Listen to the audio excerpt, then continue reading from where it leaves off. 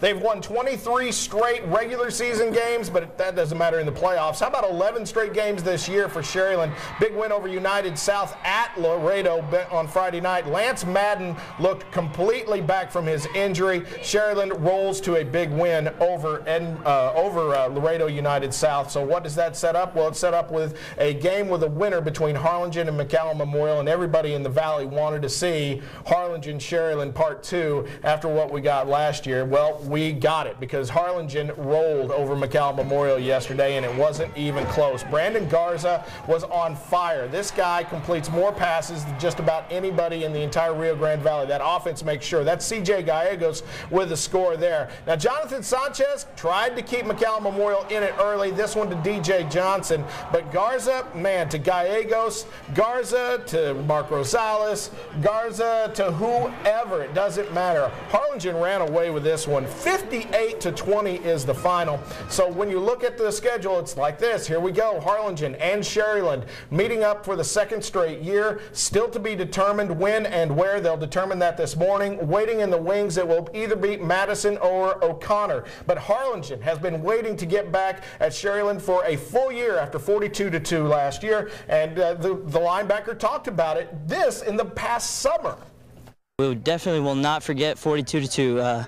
It was not Cardinal football for us last year, and this we've carried that on throughout the offseason. It's motivated us. Never good to get shut out, and it's never good to give up more than 3 or 4 touchdowns a game. So we definitely use that through the offseason and this year as motivation. Like they needed any extra motivation, Joe. Sharyland had better watch out because Harlingen's been waiting over a year for this one. You know, all year, every time I went to Harlingen, they would talk off the record about scoring against San Antonio Johnson, getting beat last year by San Benito, getting beat by Los Presos, getting beat by Sharyland. And I was like, is this the payback tour or what? And they're like, on or off the record? Yeah, Sharyland better be careful.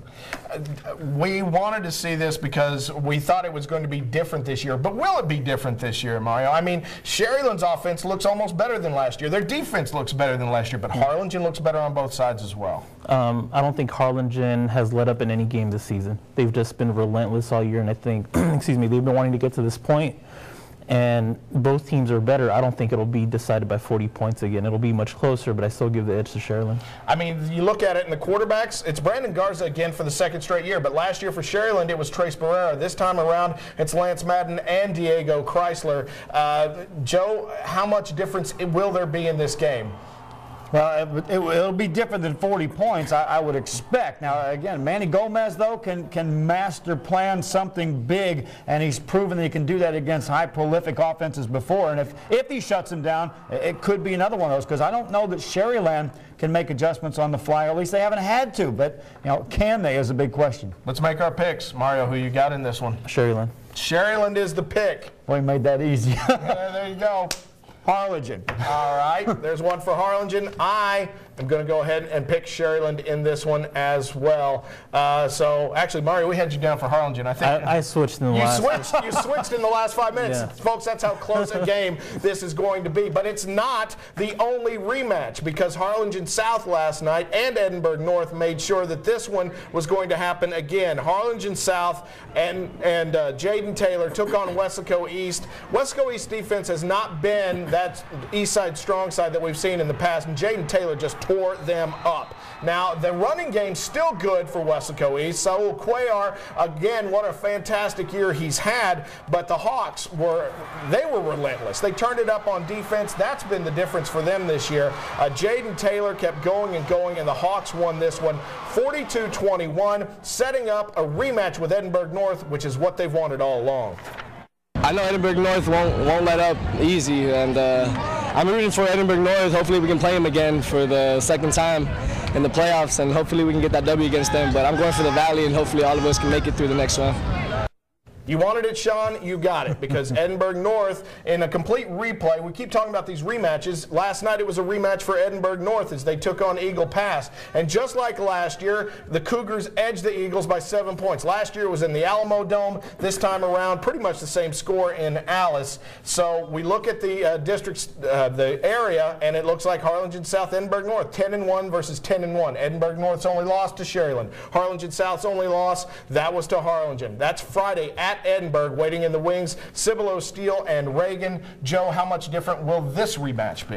It's going to be a lot more powerful, a lot more hard-hitting, because both defenses have ramped up a bunch from some pretty good defenses last year. And that offense from Harlingen South, though, yesterday made me a believer, more so than ever before, what they pulled together yesterday. Yeah, the defense is hard to believe they could be better than last year when only 17 points were scored. It was 14-3 the final. But this year, Mario, Sean Montemayor will be playing. Last year he didn't. Yeah. How big a difference will that be? I think that makes all the difference in the world, just because he leads that team. I know Jaden Taylor scores a lot of receptions, and they have a lot of firepower. Nick Garcia too, but I think in this game, Sean Montemayor's leadership is going to probably make the difference more than anything else. All right, that being said, let's go ahead and make your pick. Mario, who you got? South versus North? I still have Edinburgh North. I think they just played better all year long.